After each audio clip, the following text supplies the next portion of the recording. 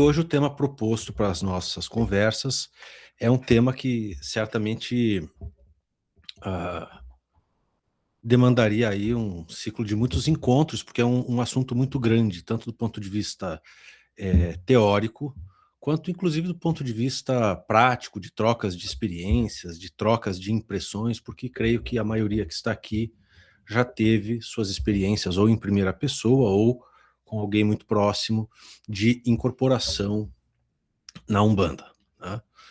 E acho que esse é um assunto bastante importante de nós, tratarmos com todo cuidado, com toda, tranquilidade, mas também com toda a seriedade, com toda honestidade, sobretudo, porque penso que, todos nós vemos diariamente uma série de barbaridades, uma série de absurdos completos, né, feitos em nome da incorporação, e que são barbaridades viabilizadas justamente por essa baixa densidade no tratamento teórico do que é a incorporação e no baixo rigor prático dentro dos terreiros, no sentido de aferir a qualidade do transe de incorporação, né.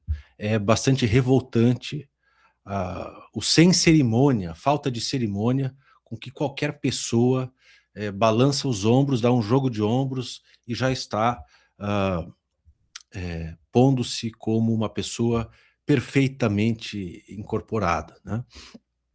Para não falar dos absurdos mais francos, eu até pensei se eu colocava aqui na nossa conversa, compartilhamento de tela com alguns vídeos e fotos de coisas que me chegam, né. Criança para mim é o que é imbatível, né. Eh, guerra de bolo, criança que briga com a outra e fica chorando e vai é uma aberração, é o delírio completo, é o nonsense total, né, que faz com que, a nossa expectativa de sermos respeitados enquanto prática espiritual, enquanto religião, é uma expectativa até equivocada, a meu ver, né. Nós temos que nos dar o respeito e acho que falar sobre esses assuntos de forma aberta, de forma tranquila, de forma honesta, como eu ia dizendo, é fundamental para que esse respeito chegue, primeiro internamente, primeiro entre nós, né, e depois à sociedade abrangente. Eu sempre me senti, por ser uma pessoa de temperamento intelectual mais inclinado ao ceticismo, e o ceticismo não é não acreditar, o ceticismo é querer examinar de perto e com cuidado antes de se pôr a acreditar, né. Eu sempre me senti um pouco incomodado com o fato de que muitas pessoas, a forma como elas se comportavam em relação à incorporação, as caras e bocas que elas faziam durante a incorporação e os comentários após a gira, como: "Ai, não lembro de nada. Ai, eu sou médium inconsciente. Meu Deus, é verdade que eu incorporei? Não me diga". Essas coisas sempre me fizeram ter um incômodo, embora seja um incômodo que adviesse de um certo orgulho, o que não é uma coisa muito boa, mas é como se eu fosse obrigado a participar e a alimentar um teatro no qual eu não estava acreditando. Hã, um teatro que eu não poderia nem admirar, como eu falo com alguns amigos, né, que o teatro é uma arte, né.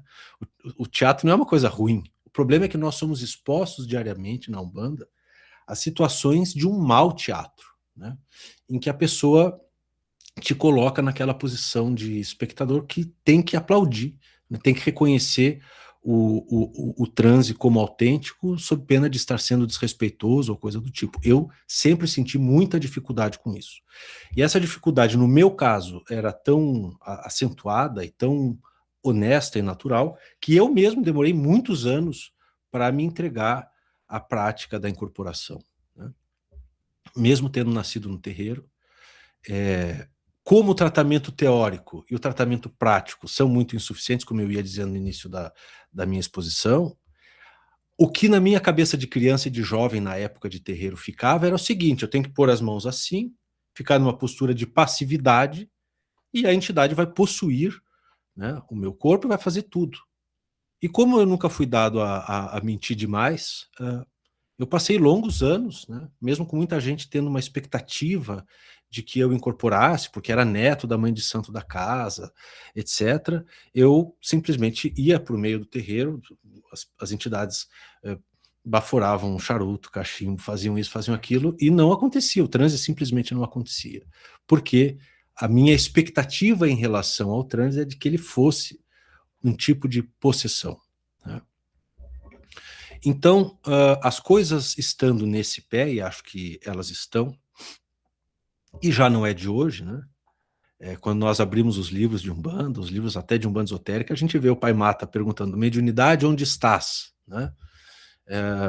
Então não é uma novidade essa preocupação com a mediunidade de incorporação, essa preocupação e essa até revolta com as barbaridades que existem a esse respeito. Então, o contexto da fala de hoje é justamente para a gente trocar experiências, impressões, e eu sondar outras possibilidades de explicação de como se dá o processo de incorporação, que não seja aquela explicação clássica que ainda tem muito essa ideia de posse, né? Então, vamos lá. É assim também com a ciência. Por exemplo, na física, você tem um tipo de fenômeno que você observa, e aí os cientistas começam a bolar modelos teóricos para explicar e prever o comportamento daquele fenômeno. É assim, por exemplo, com os sucessivos modelos explicativos do átomo, né? O átomo já foi explicado como uma bola de bilhar maciça e indivisível, aliás, vem daí o seu nome, né? Átomo indivisível. E depois, os sucessivos modelos até chegar os modelos mais complexos da física contemporânea.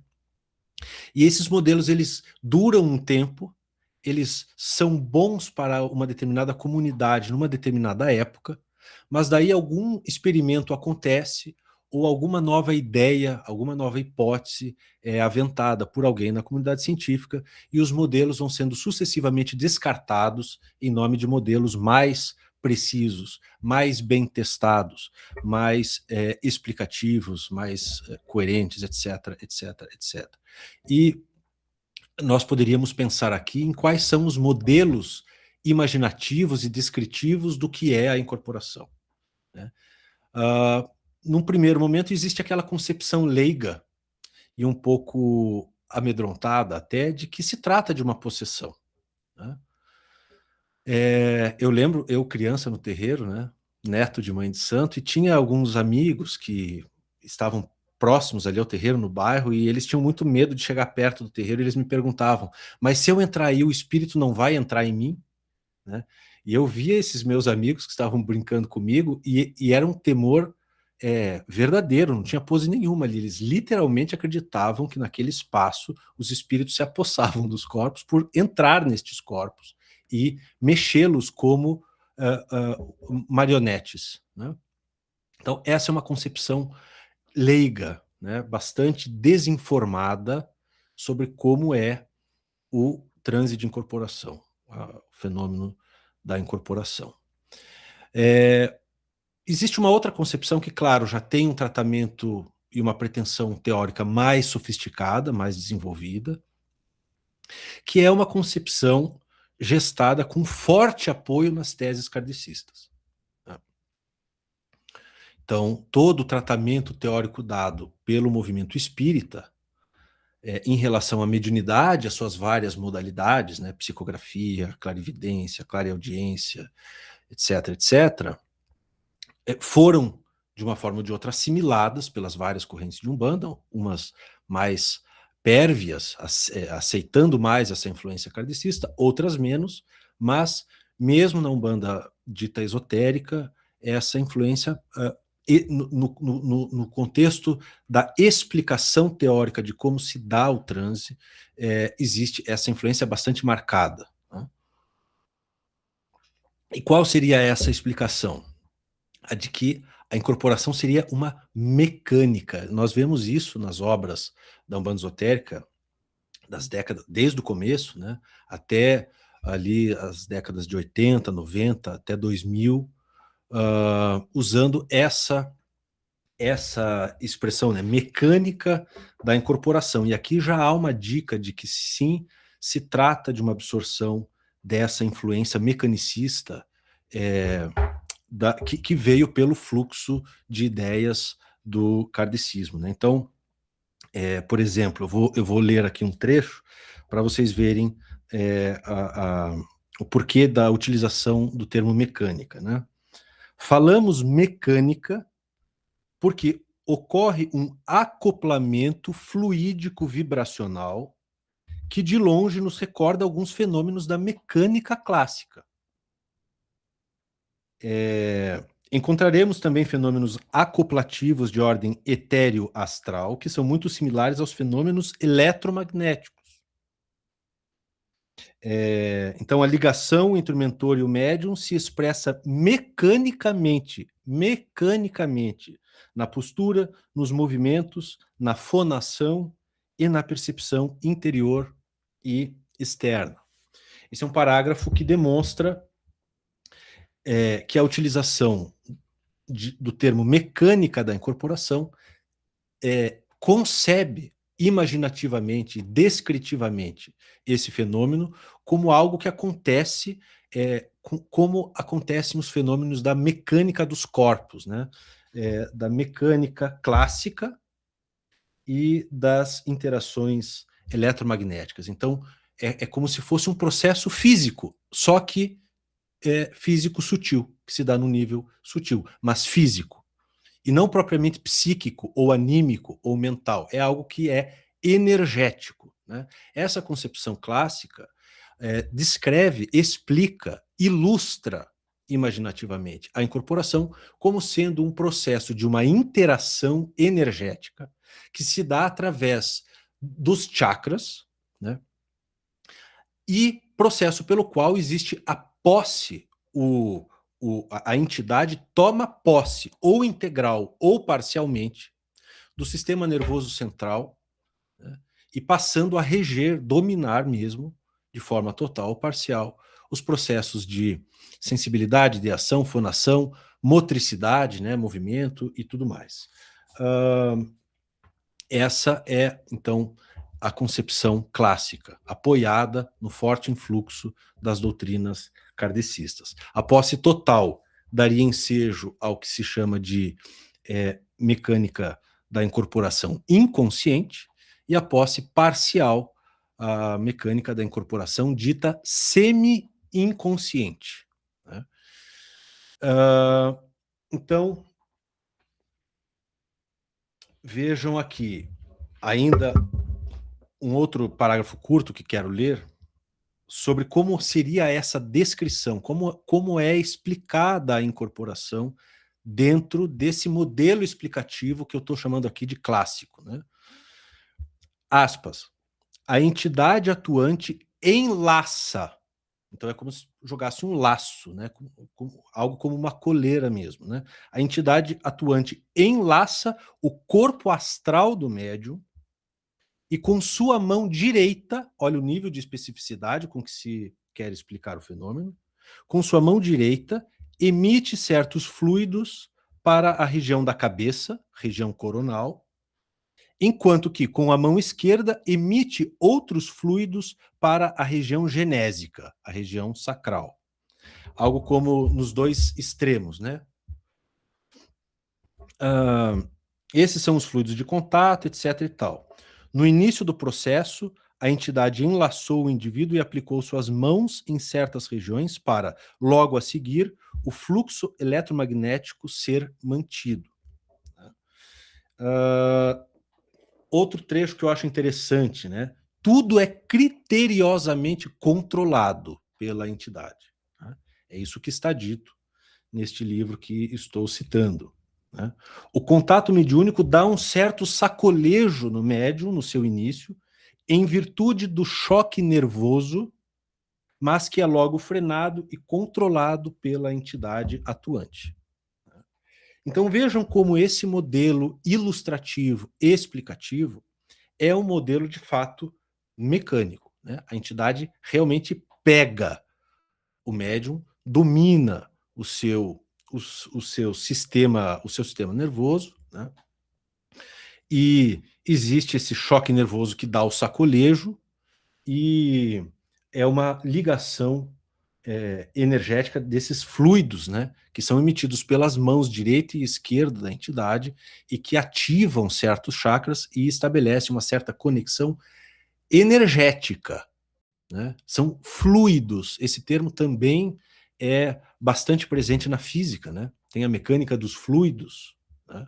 E isso vem, então, com base nessa forte influência das teses kardecistas sobre a Umbanda nascente na época. Pela forma como eu estou lendo, e para aqueles que já me conhecem, vocês devem imaginar que eu não considero esta a melhor explicação e nem sequer a melhor ilustração do fenômeno mediúnico de incorporação. Eu não acho que as coisas aconteçam exatamente dessa forma. E quero dizer aqui, acabei de falar dos vários modelos teóricos para explicar o átomo, né? Então eu quero fazer uma ressalva antes de expor a minha visão sobre esse tema. Quando nós dizemos eu não acredito nessa descrição do fenômeno X, eu não estou dizendo que o fenômeno X não existe. Então não é que eu não acredito em incorporação. Tanto é que estou lá nos ritos semanalmente, quinzenalmente, né? E isso acontece comigo, né? Essa tal incorporação. Mas, inclusive, por testemunhar esse processo em primeira pessoa, é que eu acho que essas explicações clássicas, embora tenham uma maior sofisticação teórica, elas não são exatamente o que acontece. Eu não sinto que é isso exatamente que acontece quando eu estou no rito e comigo, então, acontece o transe da incorporação. Então, a discussão que eu vou passar a travar agora não é uma discussão sobre se existe incorporação ou não, mas sim qual é o melhor modelo explicativo, pelo menos até o momento, que nós temos para compreender de uma forma um pouco mais veraz, um pouco mais complexa, um pouco mais realista este processo de incorporação. Bom, então agora eu passo a falar, a dar as principais notas de uma outra forma possível de nós compreendermos a incorporação. E cada um de vocês vai ver se isso se acomoda bem com a experiência de vocês ou não. É uma concepção nascente, né? Eu não tenho isso teorizado ainda, é uma coisa que está surgindo devagarinho, né? Mas é uma concepção que eu considero um pouco mais complexa do que a concepção clássica, porque a clássica era apenas algo energético, objetivo, material em nível sutil, né? E nessa concepção complexa agora, vai haver, além de possíveis trocas energéticas, que eu não nego que possam existir, vai haver fatores subjetivos, mentais, como uma comunicação e uma representação em que o médium representa a entidade, né?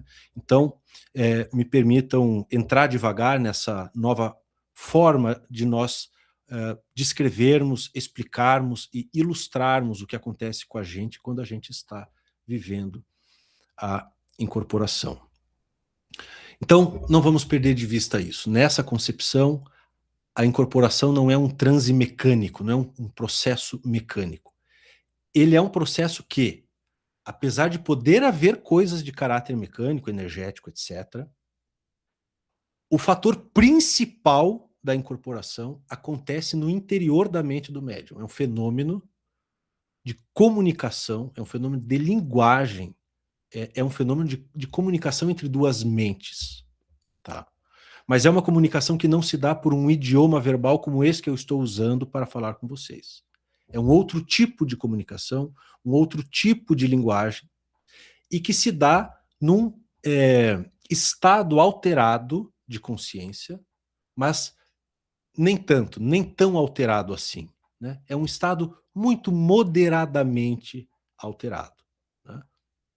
ele não é um estado assim fortemente alterado, pelo menos na maioria das vezes, e para a maioria dos médiums, e mesmo nos médiums em que possa acontecer um transe mais aprofundado, esse aprofundamento ele é pontual, ele não é sempre o caso, né?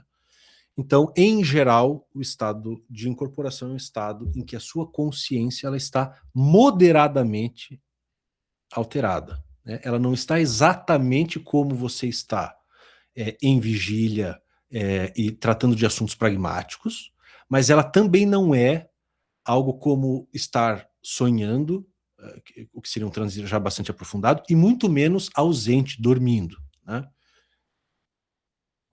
Então percebam, nessa outra forma de conceber a incorporação, independentemente do que aconteça em termos de corpos astrais, energias, fluidos, etc, etc e tal, fato é que existe um processo através do qual a sua mente recebe certas informações da mente da entidade.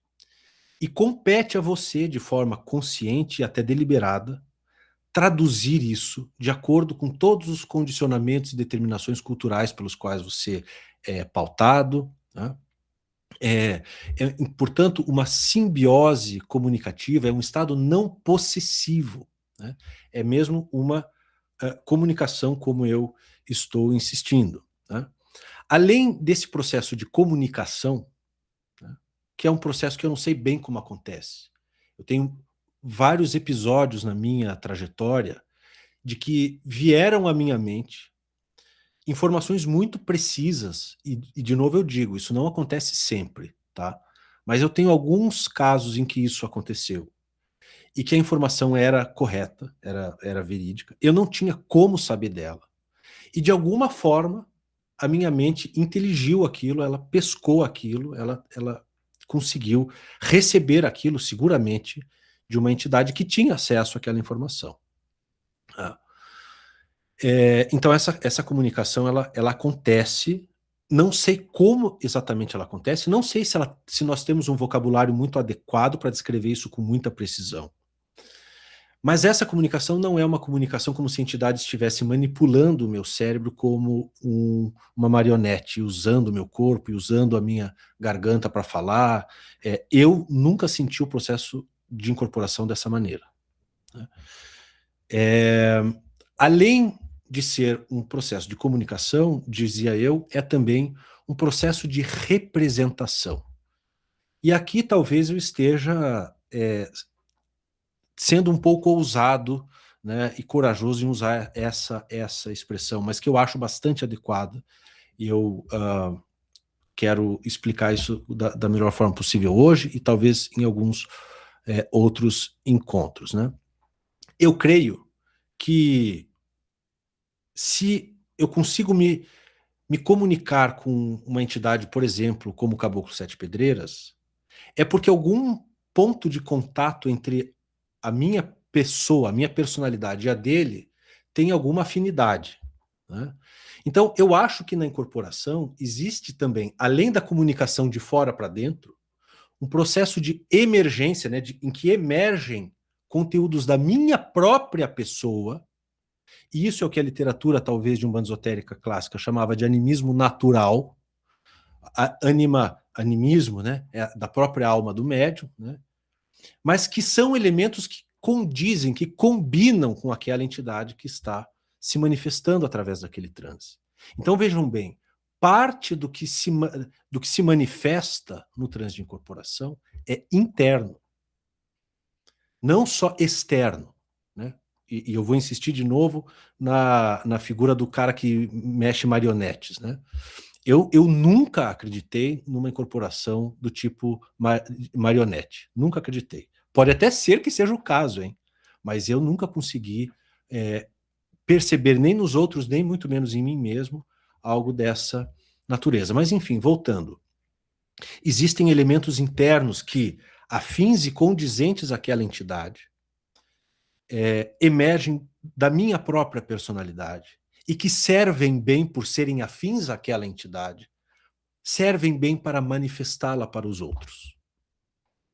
É como se eu fosse um preposto da entidade. Esse é um termo técnico jurídico, não se assustem, mas é como se eu fosse um representante. Eu estou me colocando, naquele momento, como alguém que traz um pouco, de forma muito atenuada, claro, porque eu não tenho a excelência deles, mas traços de personalidade meus que afloram naquele momento. Então, se é um caboclo de Xangô, a minha seriedade, a minha intelectualidade, por exemplo, se é uma criança ou se é um Exu, esses elementos condizentes com aquela entidade vão emergindo da minha própria psique para bem manifestar isso para os outros em forma de gesto, em forma do conteúdo do que é falado, etc, etc. Então, existe essa emergência de estratos profundos da personalidade do próprio médium.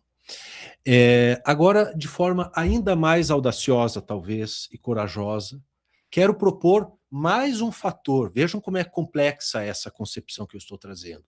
Tem a parte energética, tem a parte de alguma comunicação misteriosa que acontece entre mentes, tem a emergência de conteúdos da própria personalidade do médium e tem, arrisco eu, a replicação consciente e deliberada do médium de certos gestos simbólicos que são condizentes com aquela entidade. E que são condizentes com a estética daquela vertente de Umbanda, daquele terreiro, daquela entidade. Esse ajuste de gesto, de fala, a parte estética, cênica mesmo, da incorporação, porque existe esse aspecto da incorporação. Esse ajuste fino pode ser feito de forma consciente e intencional, deliberada pelo médium. Tudo para bem representar. O que é representar? É tornar presente algo que não está bem aqui, pelo menos não está bem aqui visível para os outros.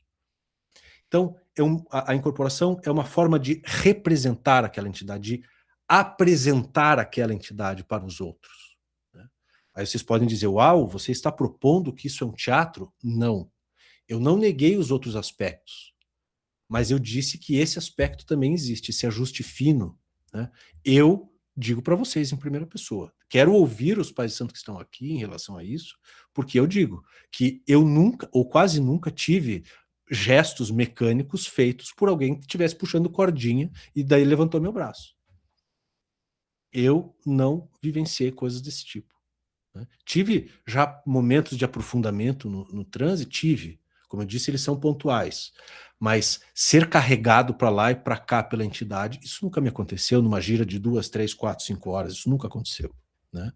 Então é por isso que eu estou propondo novos conceitos, novas imagens que procurem explicar, descrever e ilustrar a incorporação de uma forma que condiga um pouco mais com aquilo que eu vivencio e que, como um observador atento e já estudioso de muitos anos disso, acho que acontece com os outros também. Né? Eu arrisco a dizer que isso não acontece só comigo. Né? Então, a incorporação não é uma possessão, isso a doutrina clássica já dizia, mas a doutrina clássica ela vacilava. No momento, por um lado, ela dizia, não é possessão. Por outro, ela dizia, a entidade toma posse integral ou parcial do sistema nervoso central do médium. Uai, como assim não é possessão e é posse? Que diferença faz o sufixo são? Possessão e posse é quase a mesma coisa, acho que é a mesma coisa. Né? Então, eu senti uma certa hesitação teórica nessa concepção que eu chamo de clássica, porque se recusavam a ilustração da possessão, aceitavam o termo posse como uma boa descrição do que acontecia. Né? Então aqui eu estou propondo algo diferente de posse, não há posse na incorporação.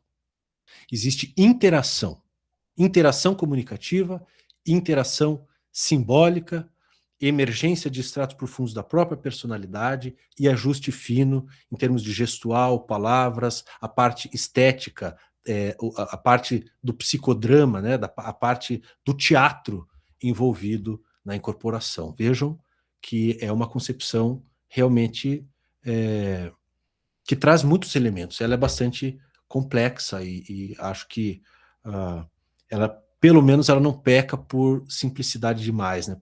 por simplismo. Eu procurei contemplar nessa concepção vários aspectos. Inclusive, essa parte quando eu falo de teatro, a parte cênica, a parte estética, né? Eu acho que nós que somos muito influenciados por uma ideologia filosófica ocidental, nós lidamos muito mal com a questão simbólica, com a questão metafórica, com a questão cênica. Né? A gente acha que é fingimento, que é mentira, que é marmotagem, né? Que é canalice. Né? Mas não é assim. Né? Ou quando ninguém vai ao teatro aqui, fala assim, eu não vou. Sabe a pessoa que vai no cinema e fala assim, é bem capaz que isso ia acontecer, e fica sendo hiperrealista? Isso não tem nenhum sentido. Né? A gente tem que lidar melhor com esse ajuste fino que nós fazemos, e nós fazemos, é preciso dizer a verdade. Né? Porque o problema não está no teatro, o problema está no mau teatro. Né? O problema não está em ser ator, está em ser um mau ator. Né? Essa parte cênica, ela pode ser muito bem aproveitada, e ela é muito importante em contextos religiosos, porque isso é arte, isso é símbolo, e não existe religião sem símbolo. Né? Então, assim como o preceito tem uma dimensão simbólica, assim como os pontos têm uma dimensão simbólica, a incorporação tem uma dimensão simbólica, tem uma dimensão gestual, que poderia ser diferente, mas as entidades escolheram que fosse daquela maneira. Né? Ou o contexto da estética sacra afro-brasileira pediu que fosse daquela maneira. Né? Então a gente tem que entender que não é um mal que haja um elemento de atuação, de performance na incorporação. O que importa é que esse elemento seja criterioso, que ele seja simbolicamente robusto, denso, significativo. Né? E quanto mais nós falarmos entre nós de forma aberta como as coisas acontecem conosco, mais todo mundo vai se aliviando, né, daquela pressão de ter que fazer parecer que é uma invasão possessiva. Vocês já perceberam como é muito comum a pessoa que está prestes a incorporar, ela faz caretas, né? E como se estivesse sofrendo, né? Como se fosse uma luta. Né? Então ela franze o senho, ela faz assim, faz acontece e tal. Tudo bem, no começo da incorporação realmente tem algo que acontece que a gente tem arrepios, tem coisas. Eu estou talvez sendo um pouco exagerado aqui, mas assim, nós nos esforçamos demais para fazer a incorporação parecer que ela é o que ela não é. E eu acho esse esforço uma perda de tempo. Eu acho que a gente pode dizer, olha, a incorporação é consciente, eu estou ali, eu lembro, às vezes esqueço de uma coisa ou outra, acontece, às vezes eu atinjo um pico ali de aprofundamento e fico com a consciência mais entorpecida, isso já me aconteceu, né? Mas rapidamente retorna. E acho que as coisas têm que ser ditas de forma mais pública, mais desabrida, de uma forma mais honesta, porque eu vejo muita gente honesta, exigente, etc., que não se permite passar pelo processo de incorporação justamente porque não quer ser aquilo que os outros chamariam de mentiroso. Né? É como eu lá criança, com a mão assim no meio do congá, torcendo muito para que a incorporação acontecesse de uma forma possessiva. Né? Eu queria corresponder aos anseios, né, das pessoas. Mas, enfim, essa é a primeira parte da minha exposição, e a segunda é bem menos, eu acho que eu vou dedicar um outro encontro para a segunda parte. Por quê? Porque essa primeira parte eu dediquei à dinâmica da incorporação. Como acontece a incorporação? O que é a incorporação? Como ela acontece? Como é o seu mecanismo, a sua mecânica, né, de funcionamento? Mas eu também acho que a incorporação deve passar por um reexame do ponto de vista da sua relevância na prática espiritual. Será mesmo que a incorporação é condição sine qua non para a prática umbandista? Eu sinto e percebo que o avanço iniciático na maior parte das casas de Umbanda está atrelado ao chamado desenvolvimento mediúnico. E mais, ao desenvolvimento mediúnico de incorporação. Né?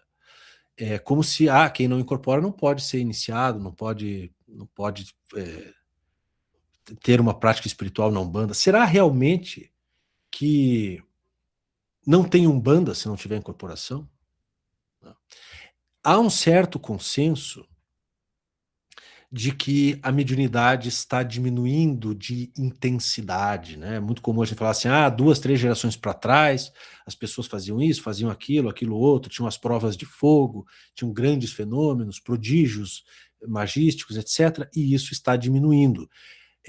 Eu acho que isso pode ser o caso, eu não estava lá para saber, são relatos, mas se é esse o caso, vamos partir da premissa de que é esse o caso. Se é esse o caso, a curva do gráfico está diminuindo a centralidade, a importância da incorporação inconsciente, dessa incorporação que as pessoas chamam de forte, né? Uma incorporação muito forte.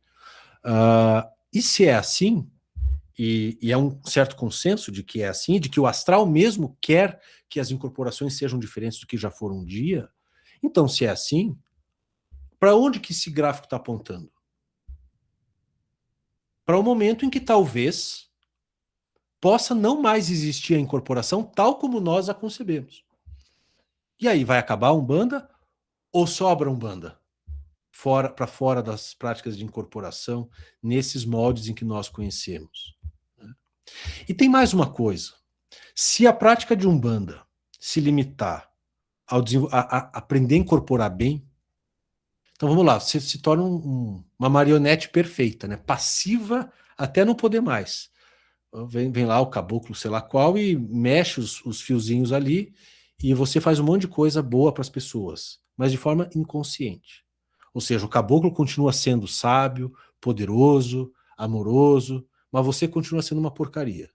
O que adianta uma prática espiritual nesses termos? Né? Então, é óbvio que se nós analisarmos a prática espiritual da Umbanda pelas suas finalidades de iluminação da consciência, de realização espiritual, de cultivo das excelências virtuosas, etc. e tal, é óbvio que incorporar bem nesse modelo explicativo de ficar passivo para uma entidade tomar posse não vai ajudar de muita coisa. Né? Então, essas eram as duas reflexões que eu queria propor hoje. A questão da dinâmica da incorporação e a questão da centralidade ou da relevância da incorporação no nosso culto, na nossa vida espiritual. Nós já chegamos às 15 para as 9, e vou encerrar aqui a minha exposição e deixar a palavra aberta, sem prejuízo de a gente retomar, porque, claro, é um assunto muito grande, retomar outros encontros para eu falar mais e mais coisas que pensei a respeito da incorporação em novas rodadas, né, de bate-papo, mas por hoje acho que já está de bom tamanho.